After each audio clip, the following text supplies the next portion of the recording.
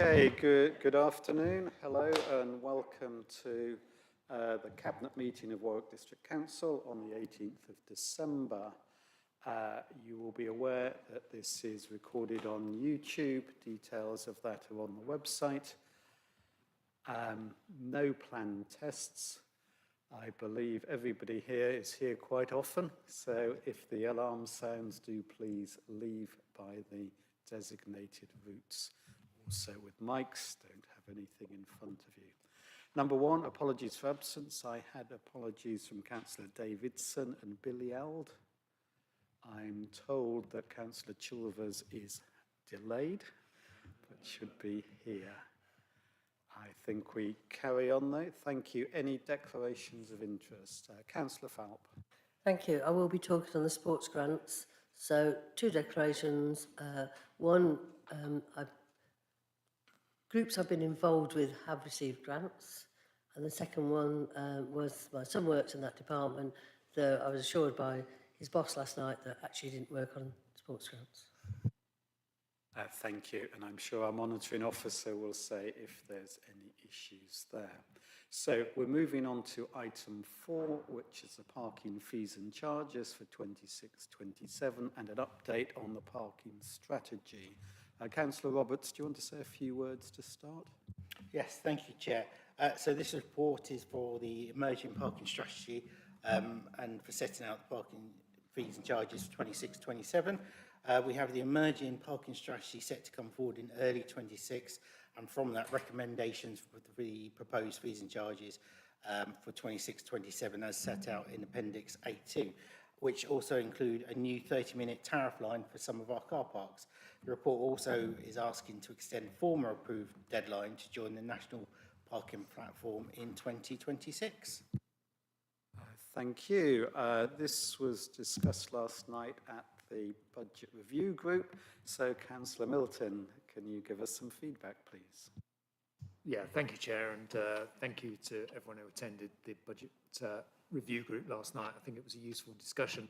We did try to keep the discussion primarily around the fees and charges themselves. However, inevitably we did on occasion stray into the territory of the parking strategy itself.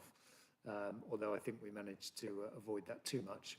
It does just point to the interrelation of the two things and how difficult it is sometimes to give them effective scrutiny when they're coming at different times and in slightly the wrong order. But the Budget Review Group thanked officers for the report and looked forward to considering the parking strategy in 2026, which no doubt will get called into overview and scrutiny, I would expect. The group's discussion primarily focused on consultation going forwards and the use of data to ensure that the council was utilising the knowledge and indeed the input of residents, but also in particular local businesses who are impacted quite a lot by our parking charges. So thank you, Chair. Thank you. I'm sure Councillor Roberts will pick them up later, but Councillor Bode, anything to add? No, I think it's a good enough work round. Thank you very much. And Councillor Day, anything from your group? Thank you, Leader. Yes, we raised last night at overview and scrutiny, and maybe Councillor Roberts is able to answer this question this evening, the involvement of councillors themselves. How many councillors responded to the survey and how were they encouraged to engage in the survey? Our group feels it's terribly important for ward councillors to take an active interest in a really important service and one that has a major impact on our residents. So it'd be helpful to have that additional information. Okay, thank you. And Councillor Falp?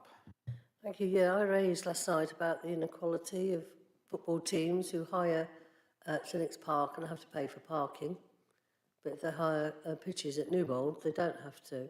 And I know there's lots of moans if people play at St Nick's. So I think it's something that Councillor Roberts will possibly look at in the future.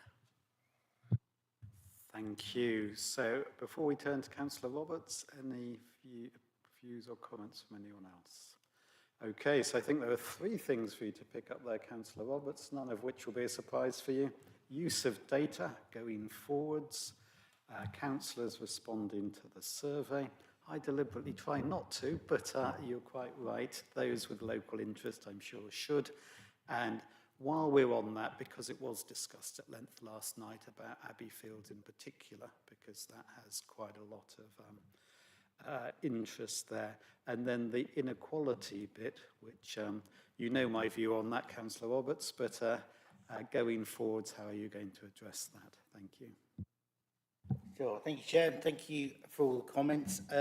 Just starting with the consultation and the comments from scrutiny last night, Budget Review Group, which will lead into hopefully help Councillor Day. So as part of the work, we work with PML, who were the parking consultants we're working with for the parking strategy.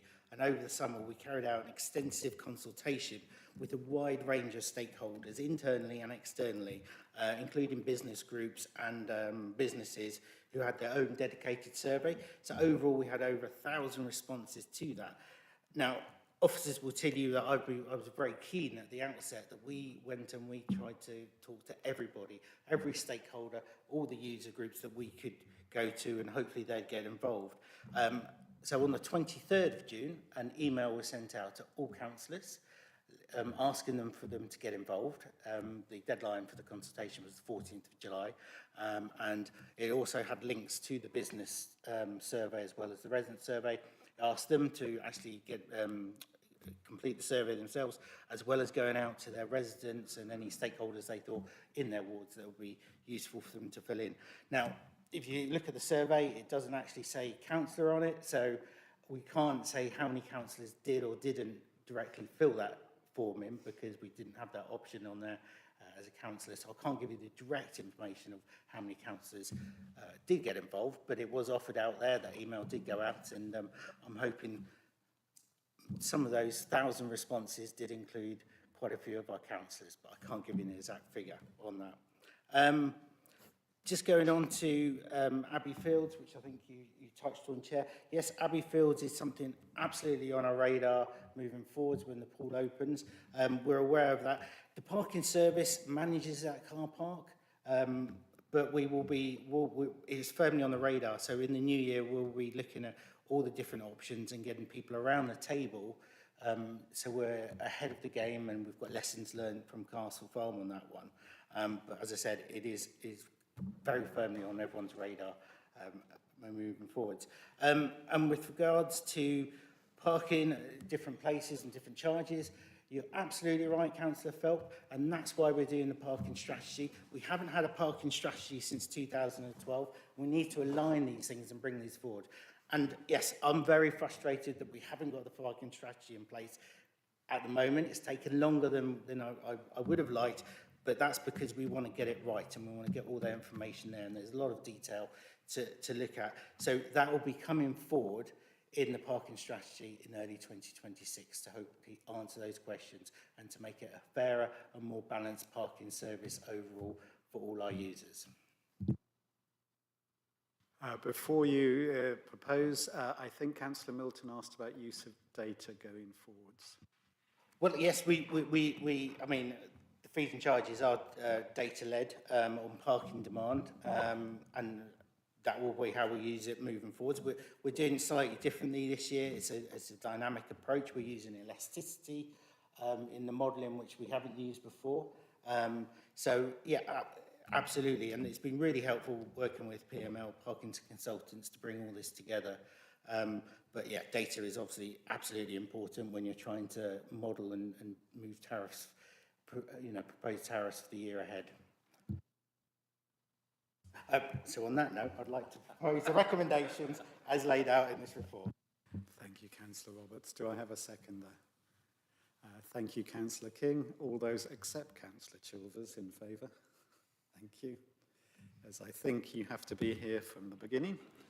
So we're now on to item number 5, which is Sports and Leisure Team Resources and Grants. So, Councillor Sinnott, would you like to do a brief introduction? Thank you, Chair. This paper before you, it's a really exciting time to be refreshing the policy. It's bristling with potential. I think it's a really great step forward. We can link it to wider agendas, particularly health and well-being and youth inclusion. we can target it better and get further reach. Hitting areas of high deprivation indices rather than just an external funding stream for clubs. By leveraging greater social value with matched funding, the grant pot will increase by 22%, whilst consolidating two very necessary jobs in the team, without putting pressure on the MTFS. It's about looking at the agendas, connecting things up, and I would like to say bravo to our officers for embracing the change programme and finding a better way, and for the betterment of our residents. Without further ado, we should leave time for questions. Thank you. Now, this time, turning to Councillor Milton, it was from ONS, also from last night, but a slightly different committee. Yeah, thank you, Chair. We had a double bill last night in preparation for tonight's triple bill. So this has been called in, and actually I have to thank Councillor Falp for actually coming to speak at the committee. It's something that I would encourage other councillors to do as well if there's an area that they're particularly interested in. And there were a number of concerns that were discussed. Particularly, I think committee understood the potential of what was being proposed, but I think we'd like to make sure that that potential is fulfilled, which actually relates to one of the comments that we made. So overall, the committee explored the concerns that members had regarding changes to the scheme and encouraged officers to bring a report back to the committee in 12 months' time to provide updated figures on funding delivered within the district. Those are our comments, but it's also just fair to point out that report was freely offered by officers as well, so that is appreciated by the committee. Thank you, Chair. Thank you. Councillor Bode, any further comments? Yes, I recognise we're getting some social money, or hope to, from contractors.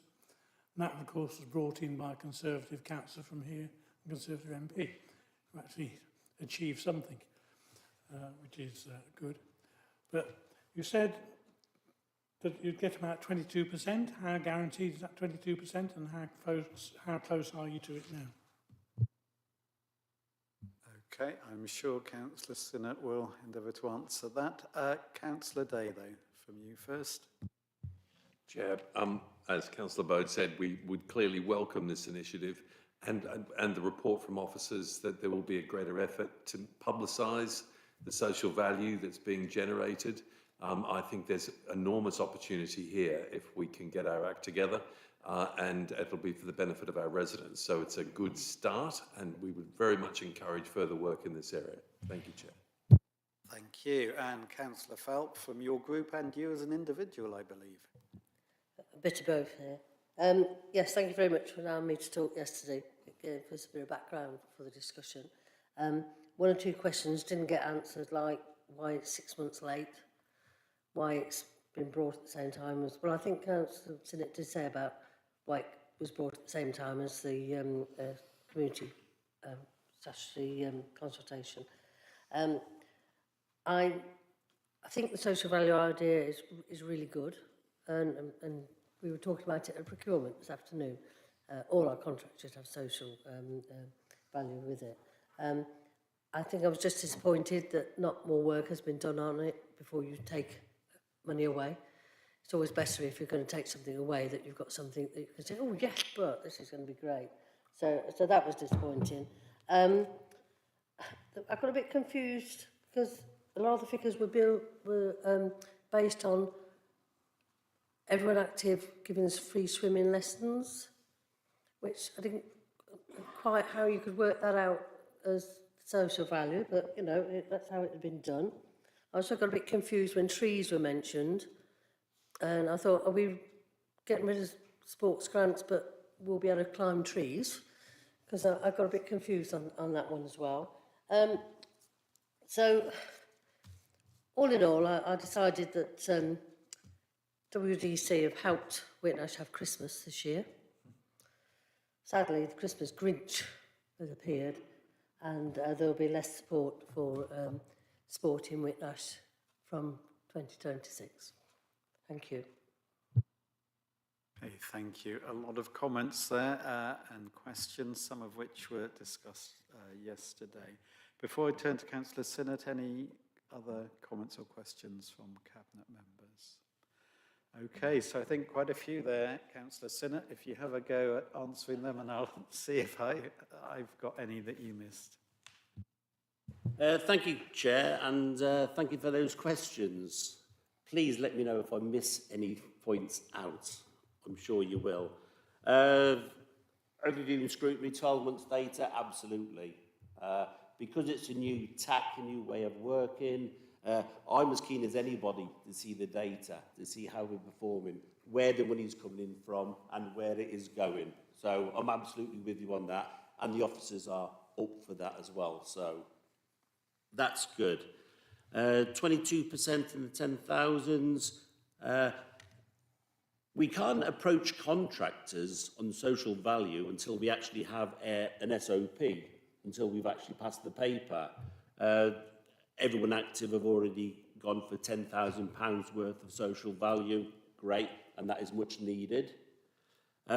So it's up to the officers now to get out with our contractors. And the contractors they've already spoken to are happy to buy football strips, training gear, and the likes. So it's not in the bag yet, but that's a conversation to be had ongoing, and it'll form part of the data, I dare say, that ONS are requesting.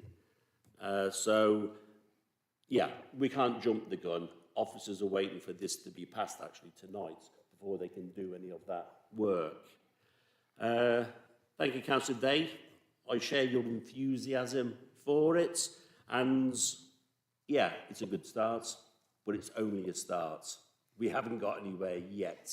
So I'm looking forward to seeing where it leads, to the amount of good, the social value, how it's implemented, how we can join each other. I've got high expectations, to be fair, but it is all but a start. I've got to read my writing now. Yeah, so we can't approach contractors, I think, which was your, Councillor Phelps, your first point, because it hasn't been passed yet. Swimming lessons. There's a lot of children in this district that can't swim. Now, it may be a duty on the education system to give swimming lessons, but we know that a lot miss out. So there's an absolute gap in our children in the district who need that extra support, and therefore we've got a contractor and we're getting £10,000 worth of getting children up to that level of swimming. So I think that's a good investment, albeit it's in kind. No trees. No, I haven't heard about any trees. I'm not getting into trees. Sorry, Councillor Roberts. Just a point of clarification. Did you say that there would be less or more sport in Whitnash? Less, thank you for that clarification. The pot is bigger. It is open to everyone, freely available, hopefully as soon as we can in the new year. I'm not sure why there'd be less sport in Whitnash. You've got Oakley Grove up the road with a community use agreement, which is a splendid facility. So I'm not sure about that, but I dare say in 12 months you can come back to me and say we're doing less. But my expectations are that we're increasing sports across the whole district for everyone. Have I missed anything else?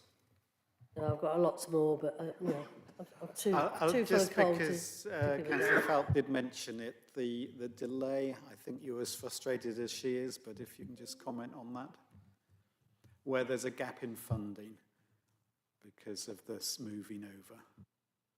Yeah, the frustration on the amount of length of time it takes to get this thing through, it has taken a lot longer than I wanted. I am frustrated by that, but we did have by-elections in the meantime and the likes, and I assure you the officers weren't dilly-dallying. They were working on it. And I'm grateful for tonight to actually get it over the line before the festive season. So with that in mind, I would like to propose that all the recommendations as laid out are accepted. Thank you. Do I have a seconder? Thank you, Councillor King. All those in favour? Thank you very much. We now move on to literally just noting, but this is where we ask the public and press to leave, following the wording as set out on the papers on the agenda. So I will propose that from the chair, the public and press to leave. Do I have a seconder? Thank you, Councillor Roberts. All those in favour? Thank you very much.